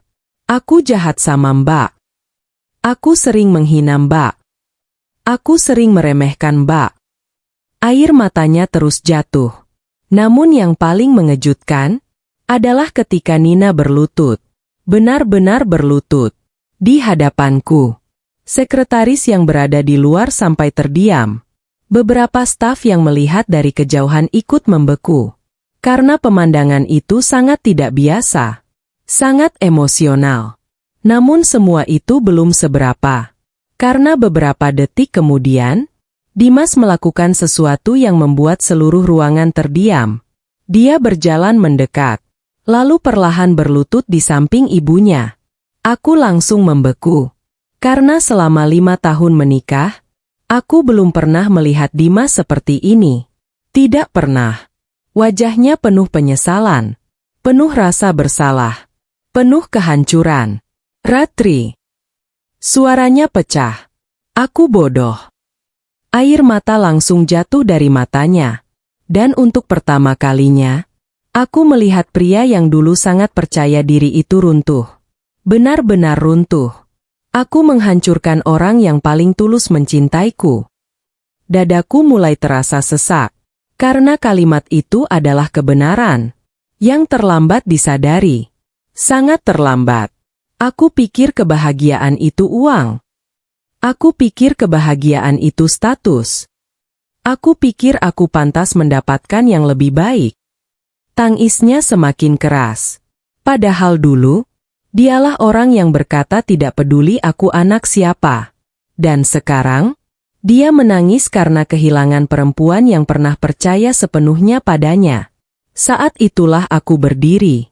Perlahan. Lalu menatap mereka satu persatu. Bu Marni, Nina, dan Dimas. Mereka menunggu jawabanku. Dengan penuh harapan. Dengan penuh ketakutan. Karena mereka tahu. Satu kalimat dariku bisa menentukan segalanya. Dan saat itulah aku berkata pelan. Aku memaafkan kalian. 3 orang itu langsung menangis. Namun aku belum selesai. Karena ada kalimat lain yang harus mereka dengar. Kalimat yang membuat wajah mereka langsung berubah. Kalimat yang membuat seluruh ruangan kembali sunyi. Karena setelah semua penghinaan, setelah semua pengkhianatan, aku akhirnya mengambil keputusan yang tidak pernah mereka bayangkan. Aku memaafkan mereka, tapi aku tidak akan kembali. Aku memaafkan kalian. Kalimat itu membuat Bu Marni, Nina, dan Dimas menangis semakin keras. Mungkin mereka berpikir semuanya akan kembali seperti dulu. Mungkin mereka berpikir permintaan maaf sudah cukup memperbaiki semuanya. Mungkin mereka berpikir aku akan langsung melupakan semua luka yang mereka berikan. Namun mereka lupa satu hal. Luka bisa sembuh. Tapi bekasnya tetap ada. Dan ada luka yang terlalu dalam untuk diabaikan begitu saja. Ruangan masih sunyi. Aku menatap mereka satu persatu. Orang-orang yang pernah menjadi keluargaku. Orang-orang yang pernah menjadi pusat hidupku. Dan orang-orang yang juga pernah menghancurkan harga diriku.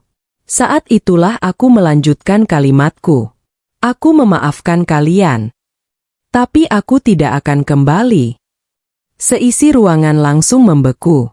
Air mata Bu Marni berhenti mengalir sesaat. Nina langsung menatapku. Sedangkan wajah Dimas berubah pucat. Karena akhirnya mereka mengerti. Memaafkan bukan berarti melupakan. Memaafkan bukan berarti kembali seperti semula.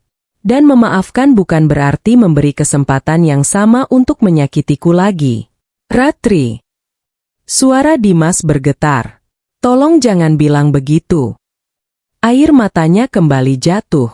Namun kali ini aku tidak ikut menangis. Karena selama bertahun-tahun, aku sudah terlalu banyak menangis sendirian. Aku mencintaimu. Katanya. Masih. Dadaku sempat terasa nyeri. Karena dulu, kalimat itu adalah segalanya bagiku. Namun sekarang, kalimat itu datang terlambat. Sangat terlambat. Aku tersenyum pahit. Lalu berkata pelan, "Kalau memang mencintaiku, kenapa kamu menghina aku?" Ruangan langsung sunyi. Karena tidak ada yang bisa menjawab pertanyaan itu. Tidak ada. Aku melanjutkan, "Kalau memang mencintaiku, kenapa kamu membiarkan orang lain merendahkanku?" Air mata Dimas semakin deras. Namun aku belum selesai. Karena ada luka yang selama ini tidak pernah kuucapkan. Luka yang kupendam sendirian. Kalau memang mencintaiku, kenapa saat aku menangis, kamu memilih perempuan lain? Dimas langsung menunduk. Tubuhnya gemetar. Karena akhirnya dia dipaksa melihat dirinya sendiri. Melihat semua kesalahan yang selama ini dia abaikan. Dan kenyataan itu ternyata jauh lebih menyakitkan daripada kehilangan uang. Saat itulah Bu Marni menangis sambil memegang tanganku. "Maafkan Ibu. Ibu salah. Ibu terlalu silau dengan kekayaan." "Aku tahu, Bu." Jawabku pelan. Karena memang itu kenyataannya. Mereka tidak pernah membenciku karena aku jahat. Mereka membenciku karena mengira aku tidak punya apa-apa. Dan itu jauh lebih menyakitkan. Karena berarti selama ini nilai seseorang di mata mereka hanya ditentukan oleh uang. Bukan hati. Bukan kesetiaan. Bukan pengorbanan. Saat itulah Nina berkata sesuatu yang membuat seluruh ruangan kembali terdiam. "Mbak." Suaranya bergetar. "Kalau dulu kami tahu siapa Mbak sebenarnya." Aku langsung tersenyum pahit. Karena itulah masalahnya. Tepat disitulah masalahnya. Aku menatap Nina. Lalu berkata pelan, "Kalau kalian baik hanya karena tahu aku kaya, itu bukan kebaikan." Nina langsung menangis. Karena dia tahu aku benar.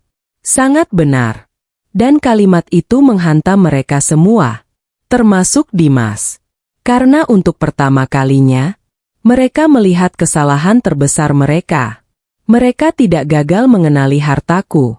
Mereka gagal mengenali hatiku. Setelah beberapa menit, aku akhirnya berdiri. Pertemuan itu harus selesai. Karena tidak ada lagi yang perlu dibicarakan. Semuanya sudah terlambat.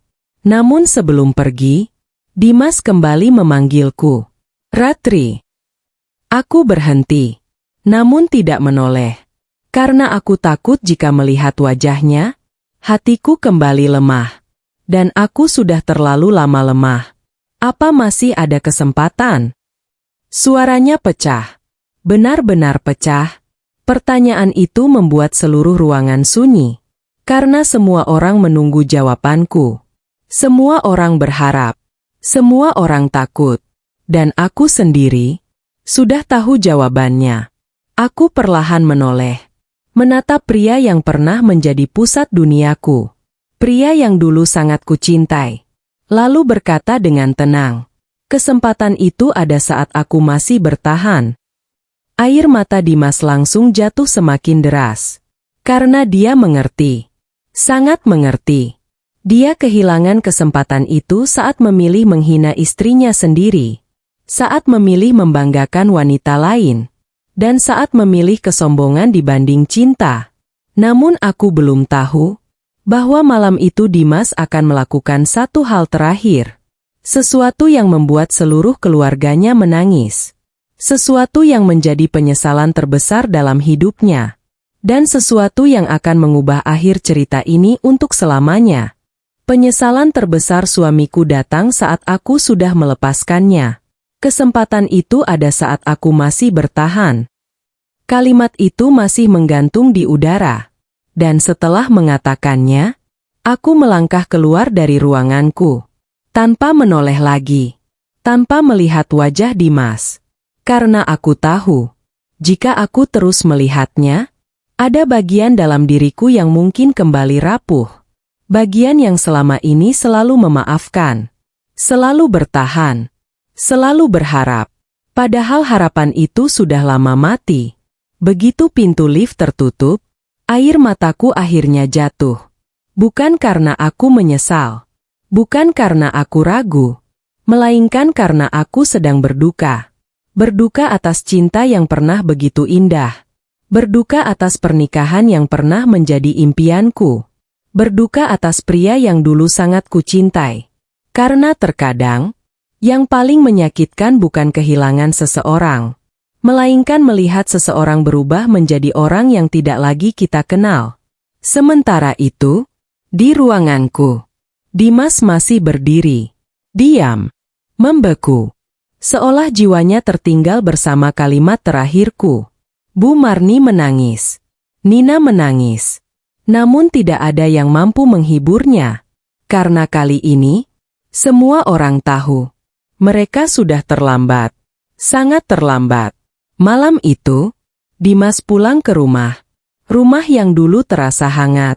Namun sekarang terasa kosong. Sangat kosong. Karena untuk pertama kalinya, aku tidak ada di sana. Tidak ada makanan yang menunggunya. Tidak ada lampu kamar yang menyala untuknya. Tidak ada suara yang menanyakan apakah dia sudah makan. Dan baru saat itulah, dia menyadari sesuatu. Bahwa selama ini, aku bukan sekadar istrinya. Aku adalah rumahnya. Dan rumah itu sudah pergi. Bu Marni duduk di ruang tamu. Matanya sembab. Begitu melihat Dimas masuk, beliau langsung menangis lagi. Dimas. Namun Dimas tidak menjawab. Dia hanya berjalan menuju kamar. Lalu membuka pintu. Dan saat itulah, dunia kecil yang selama ini tidak pernah dia perhatikan mulai berbicara. Di atas meja masih ada bingkai foto pernikahan kami. Di lemari masih ada beberapa buku yang biasa ku baca. Di dapur masih ada cangkir favoritku. Dan di laci samping tempat tidur, dia menemukan sesuatu. Sebuah kotak kecil. Kotak yang belum pernah dia buka sebelumnya. Dengan tangan gemetar, dia membukanya. Dan saat tutupnya terbuka, wajahnya langsung berubah. Karena di dalamnya ada puluhan benda kecil. Tiket bioskop, nota makan, foto-foto lama, kartu ucapan, dan berbagai kenangan dari awal hubungan kami. Semuanya kusimpan. Semuanya kurawat. Selama bertahun-tahun. Di antara benda-benda itu, ada satu surat. Surat yang kutulis beberapa tahun lalu. Surat yang tidak pernah kuberikan. Karena aku malu. Dan kini, surat itu berada di tangan Dimas. Dengan jari gemetar, dia membukanya. Lalu mulai membaca. Untuk suamiku. Air mata langsung jatuh dari matanya. Karena itu tulisan tanganku. Tulisan yang sangat dikenalnya. Surat itu berisi mimpi-mimpiku. Tentang rumah tangga. Tentang anak-anak yang suatu hari ingin kami miliki. Tentang masa tua yang ingin kuhabiskan bersamanya. Tentang rasa syukur karena telah bertemu pria yang kuanggap cinta sejati. Setiap kalimat yang dibaca, membuat dada Dimas semakin sesak. Karena surat itu ditulis saat aku masih mencintainya tanpa syarat. Saat aku masih percaya bahwa dia akan menjagaku. Dan kini, semua itu telah hancur. Menurut Nina yang melihatnya malam itu, Dimas menangis sampai subuh. Tangis yang tidak pernah mereka lihat sebelumnya. Tangis seorang pria yang akhirnya memahami apa yang telah hilang dari hidupnya. Namun keesokan harinya, penyesalan itu menjadi lebih besar.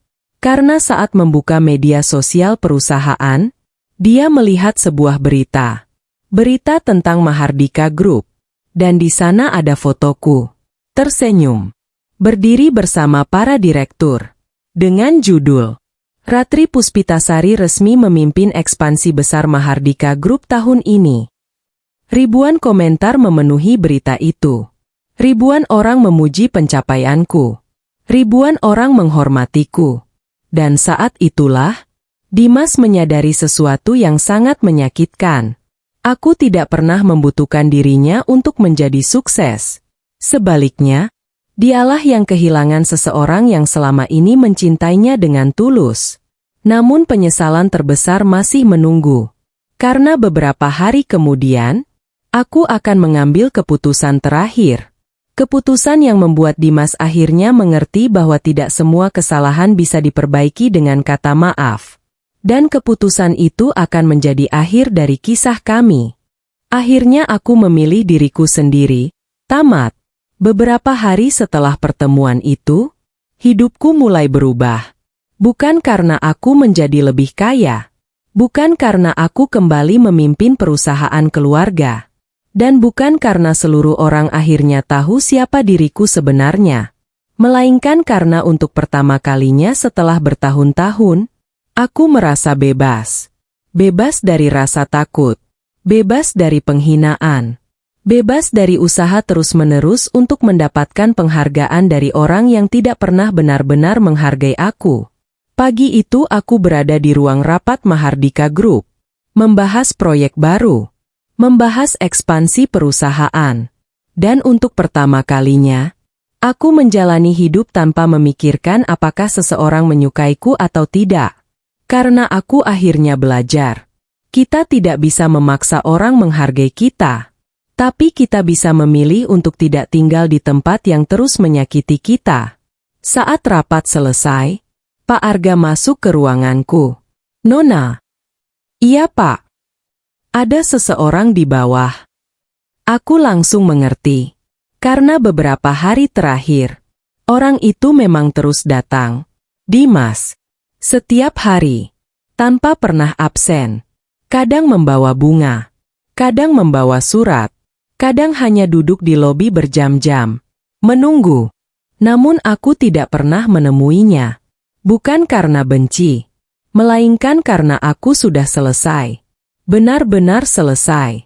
Pak Arga menyerahkan sebuah amplop. Dia menitipkan ini. Aku menerimanya. Lalu membukanya perlahan.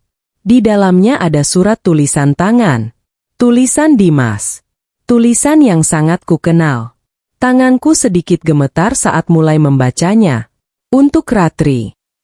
Air mataku langsung menggenang. Karena untuk pertama kalinya, aku membaca kata-kata yang dulu selalu ingin kudengar. Aku salah. Aku gagal menjadi suami yang baik. Aku gagal menjaga wanita yang paling mencintaiku. Aku terlalu sibuk mengejar orang yang terlihat sempurna sampai melupakan orang yang selalu ada untukku. Air mataku jatuh. Karena semua itu benar. Sangat benar. Namun surat itu datang terlambat. Terlambat beberapa tahun. Terlambat ribuan air mata. Terlambat setelah harga diriku diinjak-injak. Dan yang paling menyakitkan, terlambat setelah cintaku habis. Aku melanjutkan membaca. Kalau waktu bisa diputar kembali, aku akan memilihmu lagi. Aku akan membela kamu. Aku akan menghargai kamu. Aku akan bangga memiliki istri seperti kamu. Tangisku pecah. Karena aku tahu. Dia jujur. Untuk pertama kalinya setelah sekian lama, dia benar-benar jujur. Namun hidup tidak berjalan mundur. Dan penyesalan tidak pernah bisa menghapus luka. Aku menutup surat itu. Lalu menatap keluar jendela. Langit sore terlihat sangat cerah. Dan untuk pertama kalinya, aku tersenyum. Bukan senyum sedih. Bukan senyum terpaksa. Melainkan senyum seorang perempuan yang akhirnya berdamai dengan masa lalunya. Sore itu, aku memutuskan turun ke lobi. Bukan untuk kembali. Bukan untuk memberi harapan. Melainkan untuk menutup semuanya dengan baik. Saat pintu lift terbuka, aku melihat Dimas duduk sendirian. Wajahnya jauh lebih kurus. Matanya sembab. Dan saat melihatku, dia langsung berdiri. Seolah melihat keajaiban. Ratri. Suaranya bergetar. Aku tersenyum kecil. Lalu berdiri di depannya. Beberapa detik kami hanya saling memandang. Mengingat semua kenangan. Semua tawa. Semua mimpi. Dan semua luka. Akhirnya Dimas berkata, aku masih mencintaimu. Air mata langsung mengalir dari matanya. Dan untuk pertama kalinya, aku tidak marah mendengarnya. Karena aku tahu dia tulus. Namun aku juga tahu sesuatu yang lain. Cinta saja tidak selalu cukup. Aku menarik napas panjang. Lalu berkata pelan, "Dimas." "Iya. Aku sudah memaafkanmu." Tangisnya pecah. Karena dia tahu apa yang akan datang berikutnya. "Aku tidak membencimu. Aku tidak marah lagi. Tapi aku tidak bisa kembali." Wajahnya langsung hancur. Namun kali ini, dia tidak memaksa, tidak memohon, tidak berteriak. Karena akhirnya dia mengerti. Ada luka yang bisa sembuh, tapi tidak bisa dihapus. Aku tersenyum. Lalu berkata, "Terima kasih karena pernah menjadi bagian hidupku. Dulu aku sangat mencintaimu." Dan kalimat itu menjadi perpisahan kami. Perpisahan yang tenang. Perpisahan yang dewasa. Perpisahan yang akhirnya memberi kami kesempatan untuk melanjutkan hidup. Beberapa bulan kemudian, aku resmi memimpin beberapa proyek besar perusahaan. Bu Marni dan Nina perlahan memperbaiki diri. Mereka tidak lagi menilai orang dari harta. Mereka sering datang menemuiku. Bukan karena uang, melainkan karena hubungan yang ingin mereka perbaiki. Sedangkan Dimas memulai hidupnya dari awal, tanpa kesombongan, tanpa kepura-puraan, dan dengan satu pelajaran yang tidak akan pernah dia lupakan. Bahwa orang yang paling berharga seringkali bukan orang yang paling kaya, bukan orang yang paling cantik, bukan orang yang paling terkenal, melainkan orang yang tetap bertahan saat kita belum memiliki apa-apa. Dan ketika orang seperti itu pergi, tidak semua kesempatan akan datang untuk kedua kalinya. Karena pada akhirnya, aku tidak kehilangan seorang suami. Aku menemukan diriku sendiri. Dan itu jauh lebih berharga daripada apapun.